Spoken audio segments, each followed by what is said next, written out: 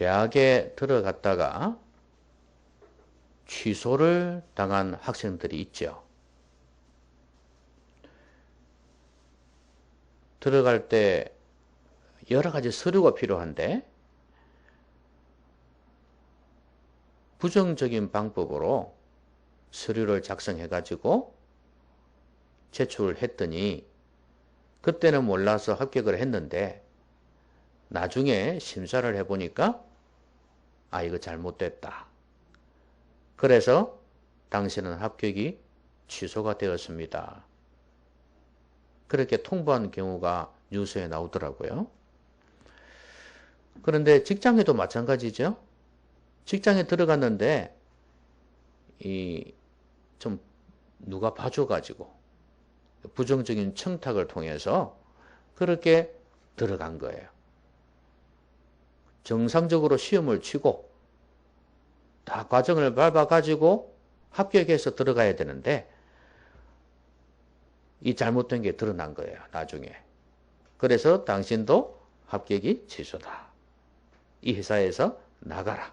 이렇게 된 경우가 있습니다. 안타깝죠. 자신들은 그러지 않았겠습니까?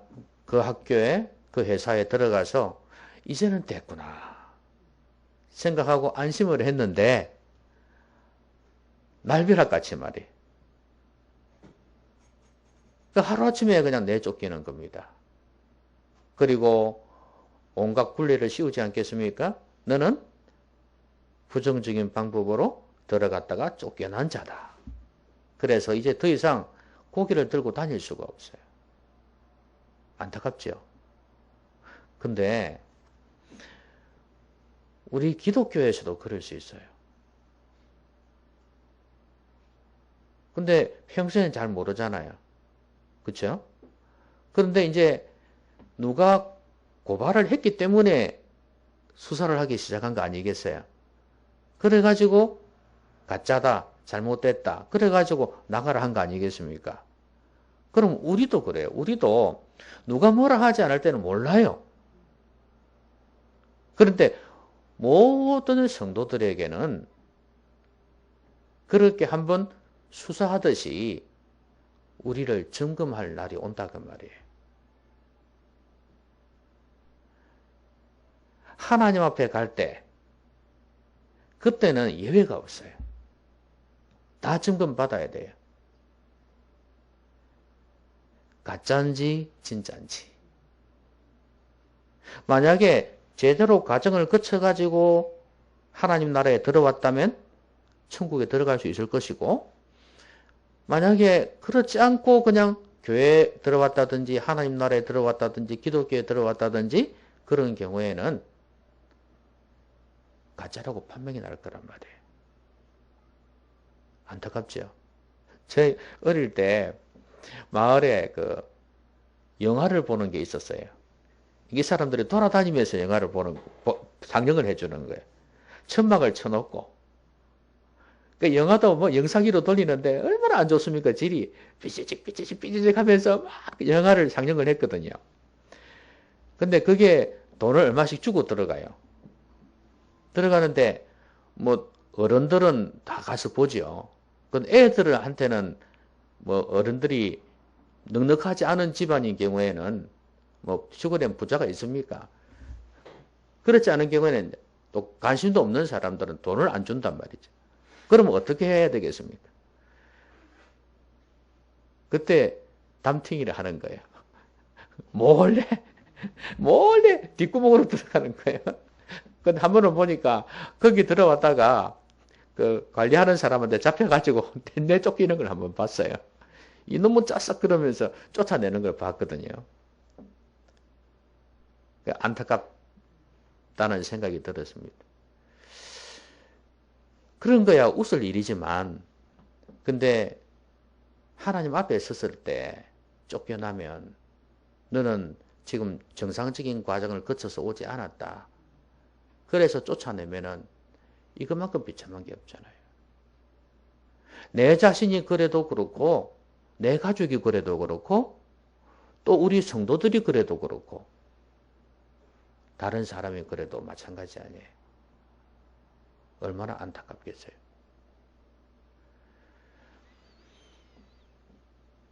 초대교회가 지금 모여서 뭐 잔치 같은 잔치를 벌이고 있습니다. 영적인 잔치죠. 서로 교제하고 말씀을 배우고 떡을 떼고 기도하기를 힘썼다 그랬어요. 아름다운 모습 아니겠습니까? 근데 만약에 이들이 이렇게 했는데 천국 문 앞에 가서 너는 아니야 이렇게 해버리면 어떨까요? 이때까지 내 평생에 모든 걸 쏟아서 모든 걸 쏟았다면 표현이 이상할지 모르지만 그 많은 시간을 내가 교회를 다녔는데 하나님이 있는다고 했는데 그런데 아니다? 가짜다? 이거는 엄청난 충격입니다. 그러니까 어떻게 해야 되겠습니까? 빨리 중간에 바로 잡아야 되는 거예요.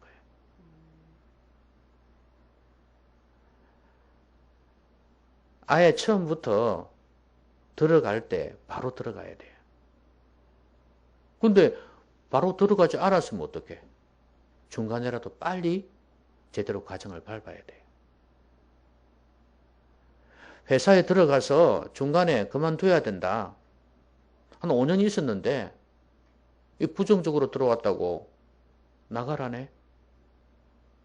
그럴 땐 나가라 하기 전에 자기가 스스로 나와가지고 바로 모든 것을 새롭게 해가지고 새로운 직장에 들어가야 되는 게 맞아요.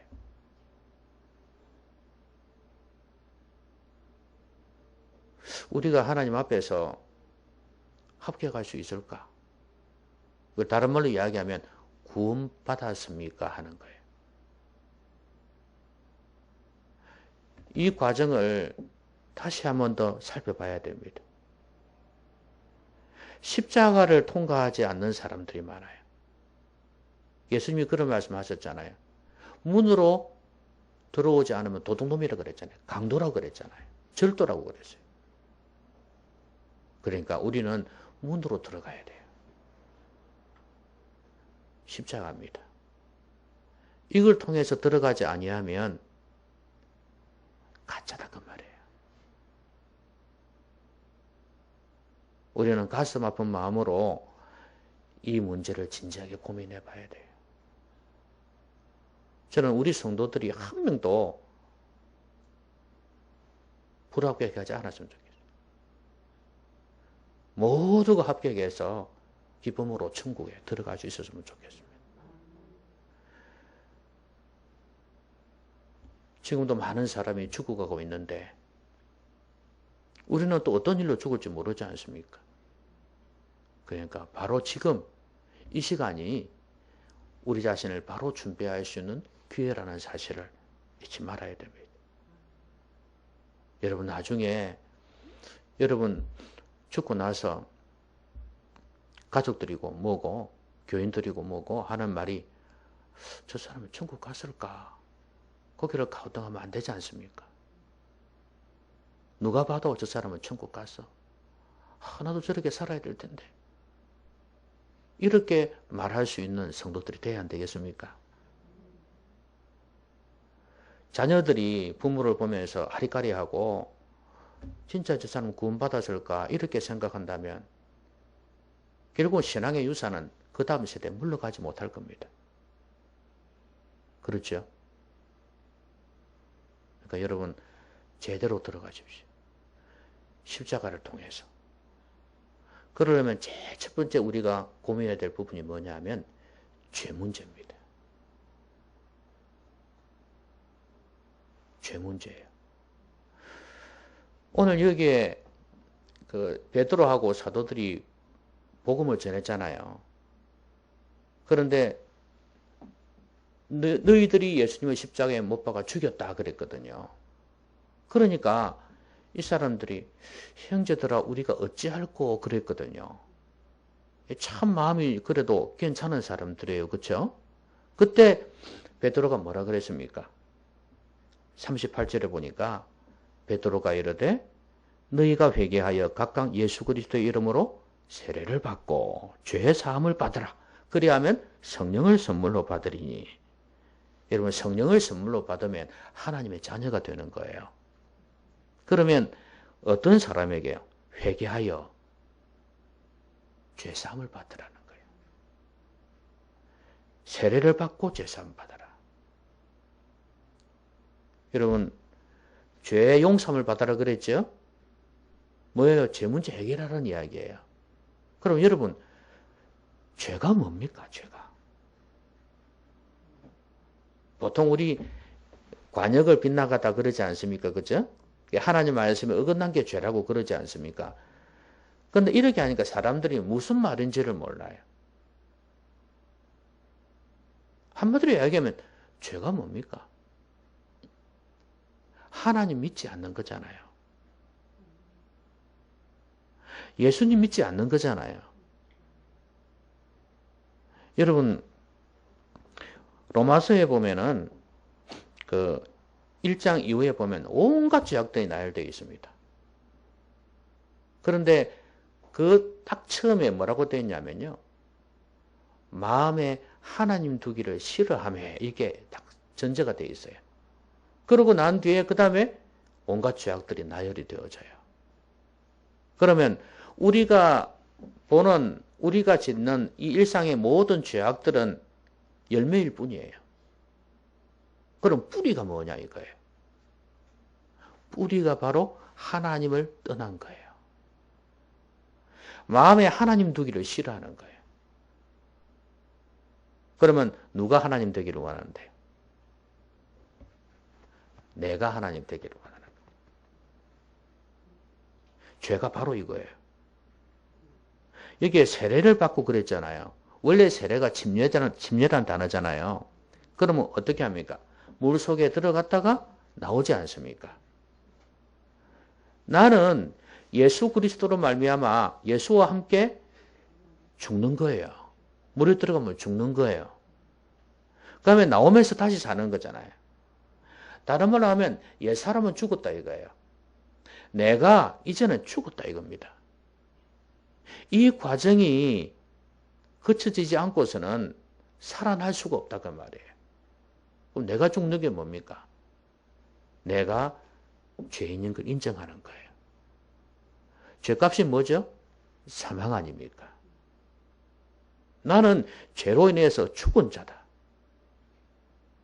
이걸 철저하게 인정을 해야 된다 그 말이에요. 근데 교회를 들어오면서도 교회를 다니면서도 전혀 이 자신의 죄 문제를 전혀 직면하지 못하는 경우가 많아요. 여전히 내 욕심, 내 생각, 내 가치관, 내 꿈을 가지고 살아가요. 내 고집이 있어요. 나는 안 죽었어요. 교회만 다닐 뿐이지 전혀 내 자신이 죽지를 않았어요. 그렇다면 다시 한번 생각해 봐야 된다 그 말이에요.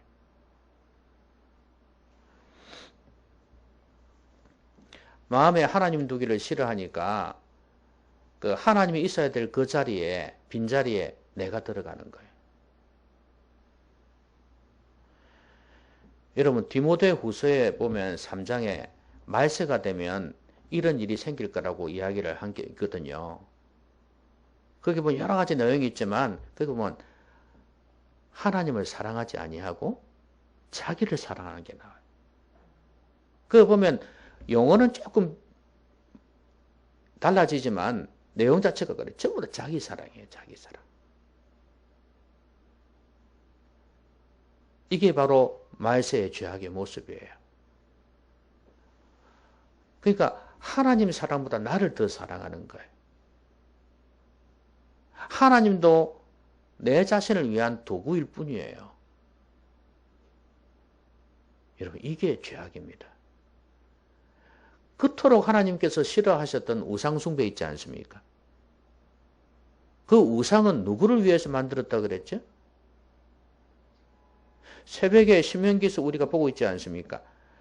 뭐예요? 자기를 위해서 우상을 만들었다 그랬거든요. 그래서 우상을 두고 우상숭배를 두고 탐심은 우상숭배다. 그렇게 말씀했거든요. 그러니까 보십시오.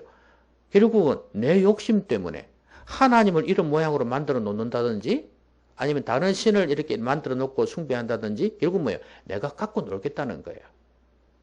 내 욕심을 위해서, 내 뜻을 위해서, 내 꿈을 위해서 갖고 놀겠다는 거예요. 그러니까 결국은 나가 주인이에요. 죄는 이게 죄입니다, 여러분. 아, 내가 무슨 다른 사람을 뭐 살인을 했냐, 강간을 했냐, 도둑질을 했냐. 나 그런 거 없어. 나처럼 법 없이 살 사람이 어디 있어? 이렇게 말하는 사람 많죠? 여러분, 죄는 그게 죄가 아닙니다. 법적인 죄일 뿐이고 또 죄의 열매일 뿐이에요. 진짜 죄는 마음에 하나님 두기를 싫어한 거예요. 내가 주인 된 거예요. 여러분, 예수님을 믿는다는 것은 주인을 바꿔버리는 거예요. 우리가 예수님을 주님이라 그러잖아요. 하나님도 주님이라고 부르잖아요. 그 말은 무슨 말이에요? 내 주인이다 그 말이에요. 나는 죄로 인해서 죽은 사람이니까 이제는 나를 구원해 주신 죄를 용서해 주신 주님의 은혜에 감사하면서 이제 주님을 주인으로 받들며 살겠습니다. 그래서 오늘도 이 자리에 와서 말씀을 듣는 거 아니에요. 내 생각보다 하나님의 생각을 따르겠다 이거 아니에요. 여러분 그렇지 않으면 이 모든 게 종교의식이 되는 거예요. 이것들은 천국에 들어갈 수 있는 진짜 구원받을 수 있는 아무 상관이 없는 거예요. 그거하고는.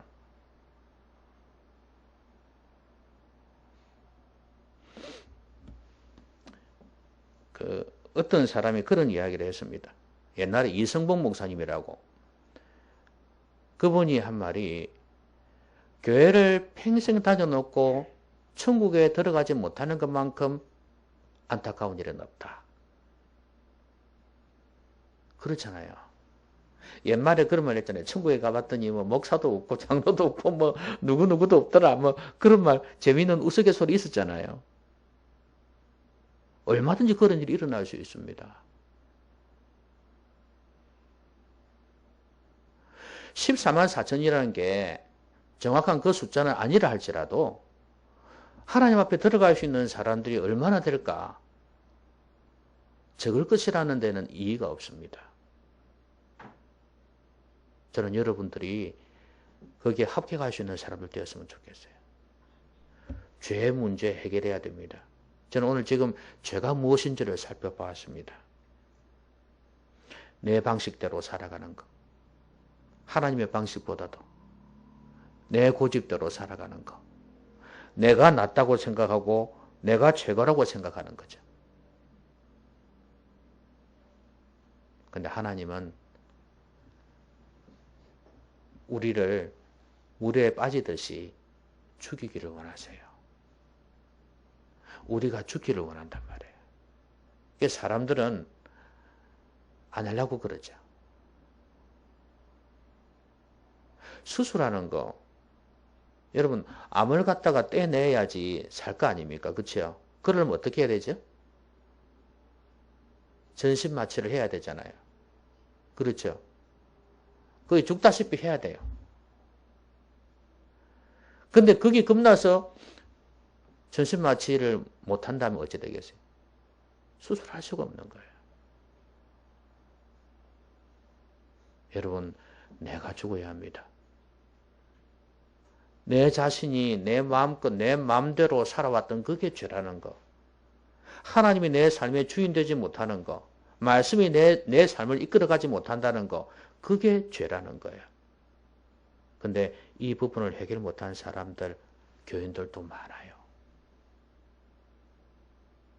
과연 주님은 주님인가? 주님은 나의 종이 아닌가? 내가 주인 아닌가? 여러분, 예수님 믿을 때 이 문제부터 해결해야 돼요. 교회를 다닐 때 이 문제부터 해결해야 된단 말이에요. 그래서 죄가 이거라는 거고, 그 다음에 또 하나는 이제 이 죄 문제를 해결해야 돼요. 여러분, 값싼 복음이란 말 들어봤죠? 값싼 복음이 뭡니까?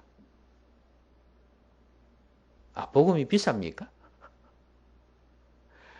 여러분, 이 물을 누구나 와서 마실 수 있다 그랬잖아요.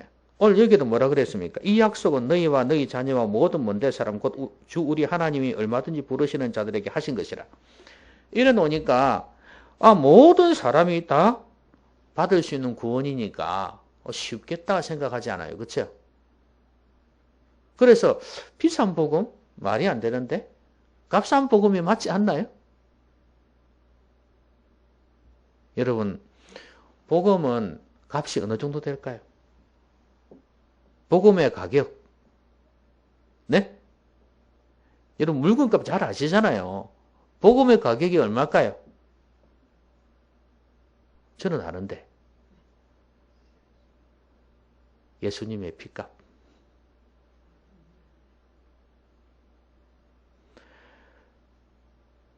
복음은 값싼 복음이 아닙니다. 비싼 복음이에요. 그러니까 나는 그 값을 갚을 수가 없어요. 너무 비싸서. 그래서 예수님의 피값이니까. 근데 예수님이 공짜로 피값을 주신 거예요. 그래서 우리가 예수님의 피를 믿음으로 인해서 구원을 받을 수 있는 거 아니겠어요? 근데 진정한 회개라는 거는요. 이 죄 문제를 제가 말씀을 드렸으니까 이제는 죄에서 돌아서야 될 거 아니에요. 그렇죠? 우리가 예수님을 믿을 때 제가 저번에도 말씀드렸습니다마는 내가 죄인인 것을 인정해야지 믿어집니다. 그렇지 않으면 이게 뭐야? 머리로 믿는 거예요. 머리로 믿는 거. 아, 나는 절망이구나. 내가 죄인이구나. 말씀 들어보니까, 복음 들어보니까 나 같은 죄인이 없구나 하는 것을 깨닫는 거예요. 그래서 예수님이 내 죄 때문에 죽어주셨다는 걸 믿는 거예요. 그러면 나는 어떤 사람입니까? 예수님을 십자가에 죽인 사람이에요. 살인을 저지른 사람이다. 그 말입니다. 본디오 빌라도에게 죽임을 당했다? 사실은 이 신앙 고백에 뭐가 들어가야 되면 내가 죽였다는 게 들어가야 돼요. 저는 이 신앙 고백 고쳐야 된다고 생각합니다. 맞지만 내가 죽였어요. 근데 여러분 사람 죽여놓고 뻔뻔하게 있으면 어떨까요? 저번에 그 뉴스에 한번 나왔잖아요. 사람 죽여놓고 나는 잘못한 거 한 개도 없다. 양심에 가짝 한 개도 없다. 그런 사람 봤죠? 한강에선가 어딘가 죽인 사람 있잖아요. 여러분 그거 보면서 어떤 생각이 들었습니까? 뺨을 한 대 때려주고 싶은 마음이 들지 않았습니까? 옛날에 미당이라는 영화에서 그랬지 않습니까? 그 어떤 여자가 주인공이죠. 여자가 남편을 잃었는 그랬어요. 그래서 아이하고 남편의 고향인가 밀양에 내려와서 살고 있었습니다. 근데 이 사람이 잘 살고 있었는데 아이가 유괴를 당해서 죽은 거예요. 너무 괴로워가지고 이 사람이 교회를 나간 거예요. 그 당시로는 막 부흥회도 하고 이러니까 은혜를 많이 받았는가 봐요. 그러던 차에 범인이 잡혔습니다. 근데 이 사람은 은혜를 받아가지고 내가 이 사람 원수도 용서하라 그랬으니까 용서해야 되겠다 마음을 먹고 이 사람을 만나게 되었어요. 이 사람은 잡혀가 이제 감옥에 들어가 있었고 그래서 이제 만났는데 이 사람이 하는 말이 뭐냐면 자기도 감옥에서 예수님을 믿게 됐다는 거예요. 교회를 다니게 됐다는 거예요. 그래서 하나님께서 자기 죄를 다 용서했다는 거예요. 희죽희죽 웃으면서 좀 뻔뻔하게. 세상에 자기가 죽인 그 엄마가 이 앞에 있는데 거기서 하나님이 자기 죄를 다 용서했다는 거예요. 이 여자가 넘어집니다. 충격을 받아가지고 용서고 뭐고 어디 있겠어요? 정신없지. 이런 하나님이었나? 이런 교회였나? 이런 성도였나 싶은 생각이 드는 거예요. 여러분, 사람을 죽였으면 어떻게 해야 됩니까? 아무리 하나님이 용서하셨다 한다 할지라도 눈물을 흘리면서 사죄를 해야 될 거 아니겠습니까? 저는 이 영화가 우리에게 주는 교훈이 뭐냐 하면 죄를 짓고도 눈물 흘릴 줄 모르는 뻔뻔함. 이걸 우리에게 교훈하지 않나 하는 거예요. 예수님을 죽였으면 적어도 눈물이라도 흘려야 되는 거 아니냐 이 말이죠. 아, 내가 죄인이었구나. 내가 예수님을 죽였구나. 나의 죄 때문에 예수님이 죽었구나. 그러면 예수님을 믿을 때 적어도 죄책감을 느끼면서 자신의 죄를 자백하면서 눈물 정도는 흘려야 정상이 아니냐 이 말이에요. 그런데 예수님 믿는다 하면서 회개한다 하면서 회개도 안 하고 진정한 회개도 없고 그냥 목사님이나 교회에서 주는 그 영접 기도문 있잖아요. 그걸 줄줄 따라 읽고 그러면 영접한 겁니까? 그러면 죄를 자백한 거고 구원받은 거예요? 세례문답 할 때 그거 물어보고 예 하면은 그냥 오케이 세례 줍니다.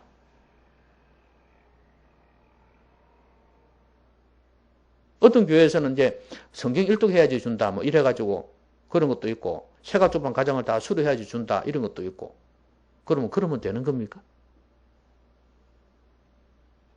진짜 중요한 것은 회개입니다. 회개. 내가 예수님을 죽였구나. 예수 믿을 때 그 과정을 거치지 않으면 가짜다 그 말이에요. 못 들어온다 그 말이에요. 교회를 들어올 때는 예수님이 좋아, 예수님이라는 인물에 대해서 들어보니 좀 괜찮은 사람이더라. 믿을만 하더라. 또 친구가 있으니까 온다. 부모님이 있으니까 온다. 남편이 교회 다니니까 온다. 뭐 이런저런 이유로 교회 올 수 있겠죠. 어떤 이유로 왔든지 간에 그 다음에는 이 말씀을 들으면서 복음을 들으면서 이 과정을 반드시 거쳐야 된다 그 말이에요. 어떤 동기로 들어도 그걸 나무랄 수는 없어요. 좋아요.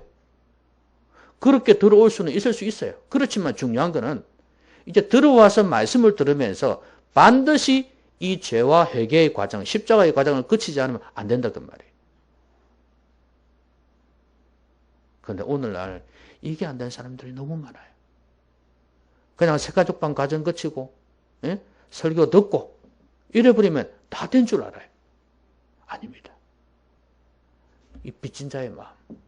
내가 죄를 지어서 내 죄 때문에 예수님 죽으셨다. 이 아픈 마음을 가지고 있는 이 과정을 거치지 않으면 구원 없습니다. 머리로는 인정할 수 있어요. 아, 예수님이 나의 죄 때문에 죽으셨다는 걸 인정할 수 있습니다.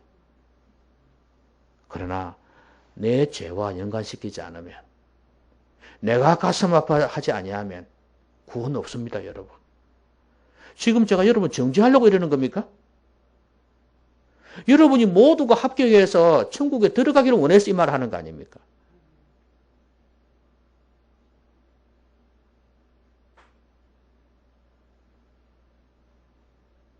제가 이렇게 하나님 말씀을 열심히 전했는데도 불구하고 천국 앞에서 불협각한다 그러면 아마 제가 무너질 거예요. 무너질 거.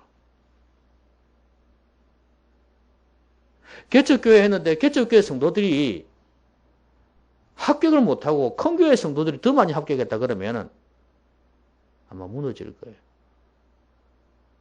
저는 그 꼴은 못 보겠습니다. 질투심이 나서.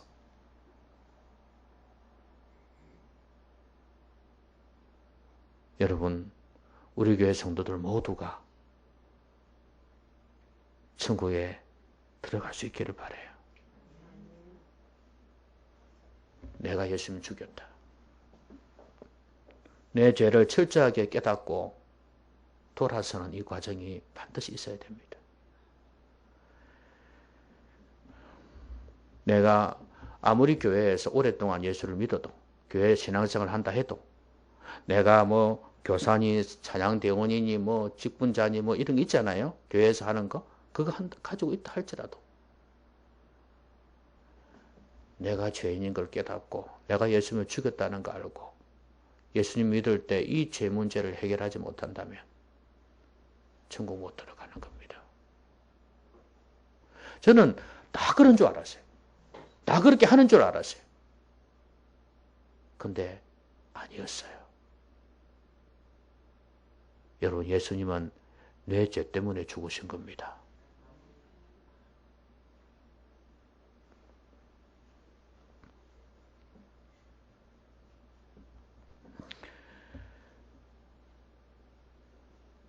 여러분, 탕자 비유 아시지 않습니까? 탕자가 집을 떠날 때 아버지 유산을 가로채가 갔지 않습니까? 가가지고 돈 다 쓰고 난 뒤에 어디 갔죠? 돼지 우리에서 돼지침에서 그랬죠. 여러분, 유대인들은 돼지를 키울 수 있을까요? 없을까요?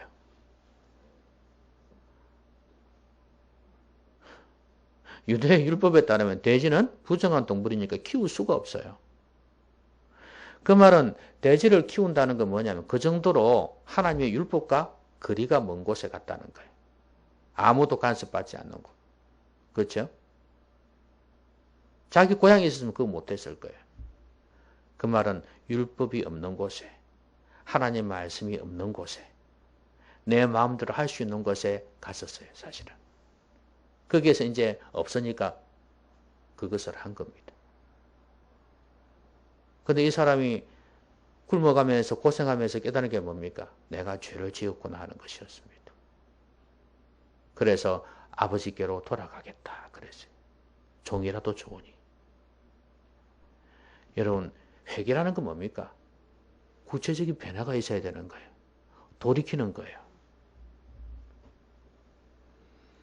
이 사람은 진정으로 철저한 회개를 했다고 볼 수 있습니다. 여러분, 중요한 것은 회개에 합당한 열매를 맺어야 합니다. 세례 요한이 상당히 카리스마가 있었습니다. 근데 사람들이 막 자기에게로 몰려왔죠.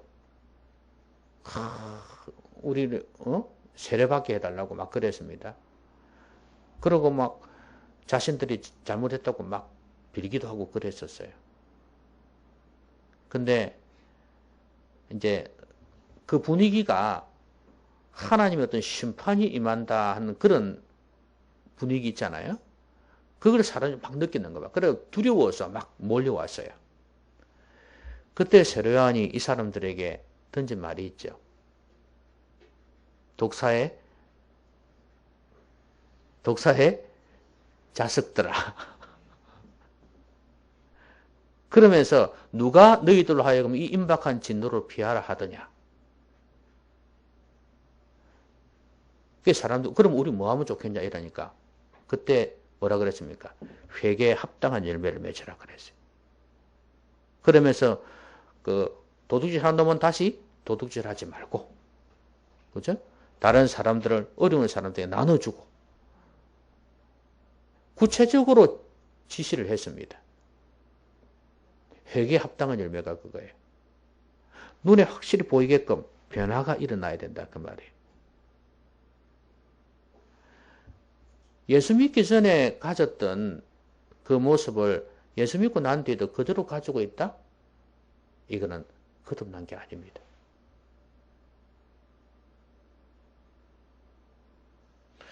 예수님 믿기 전에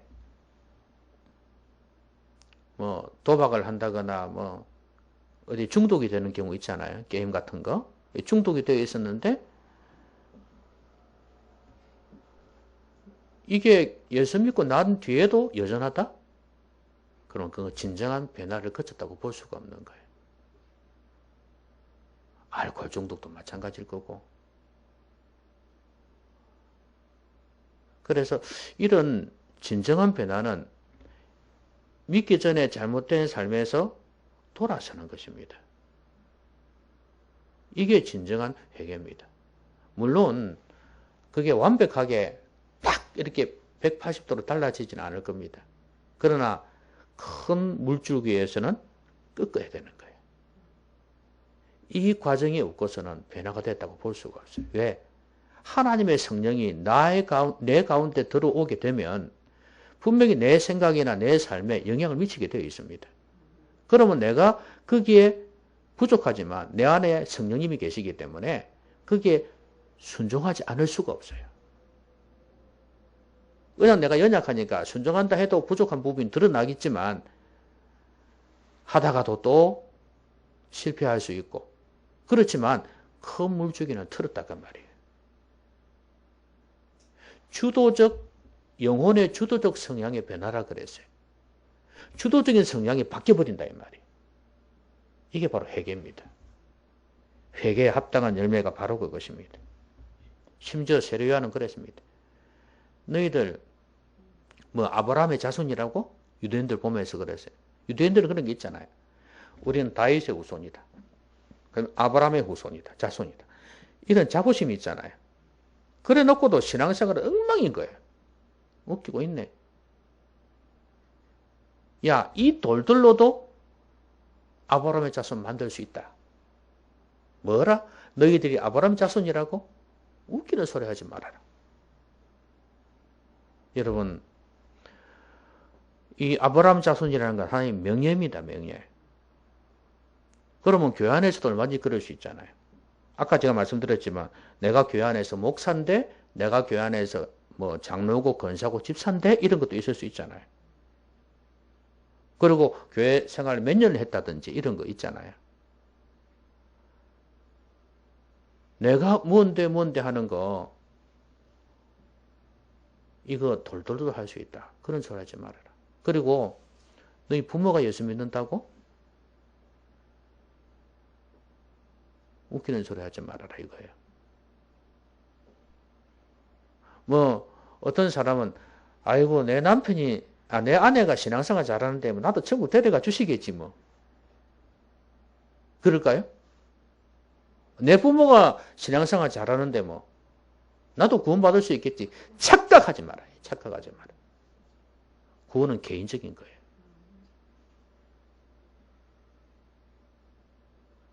그래서 돌돌로도 그렇게 될 수 있다는 것은 그 껍데기 그거 너무나 쉽게 얻을 수 있는 거다 이거예요.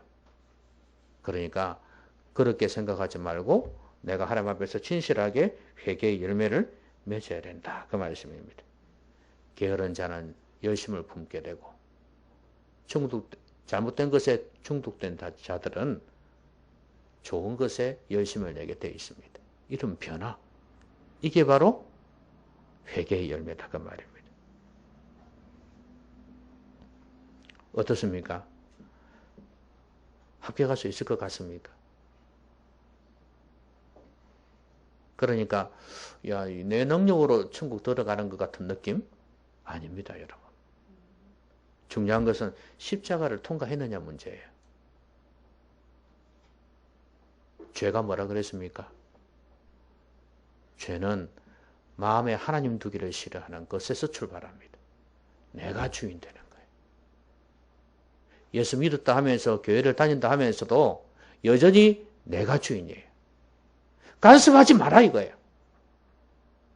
이 당자가 그렇게 율법 없는 곳에 떠나갔듯이 하나님 말씀 제껴놓고 간섭하지 마라 이거예요. 내 마음대로 살겠다 이거예요. 결혼, 자녀의 결혼, 내 결혼, 내 마음대로 하겠다는 거고 사업의 운영 방식, 뭐 취미생활, 뭐 모든 거 내 마음대로 하겠다 이거예요. 내가 주인이에요. 내가 주인. 여러분 그렇다면 아직도 죄 문제 해결 안 된 겁니다. 모든 죄의 근원은 내가 주인인 거예요. 내 고집과 내 가치관, 내 의지를 내려놔야 돼. 하나님 앞에서. 하나님의 것으로 다시 시작해야 돼. 이게 회개에서 출발합니다. 회개는 완전히 돌아서는 거예요. 제가 말씀드렸잖아요. 히브리어로는 뉘우침, 신약 성경으로는 돌아서는 거. 낙함과 슈비에 돌아서지 않으면 안 된다 그 말이에요. 회개하고 뉘우치고 돌아서는 이게 진정한 회개입니다. 철저한 회개. 예수님이 내 죄 때문에 죽으셨다는 걸 인정하는 거예요. 내가 살인자라는 거. 내 죄 때문에 가슴 아파해 보는 거. 이것이 제일 중요합니다. 이 과정을 거치지 않은 사람들이 너무 많아요.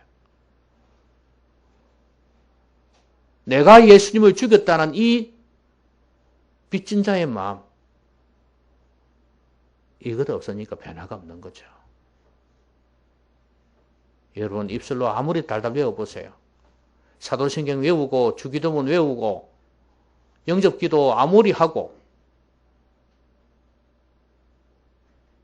아무리 새가족반 교육 제자훈련 받아도 내가 하나님 앞에서 죄인이었다는 사실을 인정하고 예수님이 내 죄 때문에 죽으신 걸 가슴 아파하면서 예수님 믿고 그러면서 감사하고 이제는 나는 하나님 앞에 엄청난 죄를 지었으니까 이제 자식이 아니라 종이라도 좋다.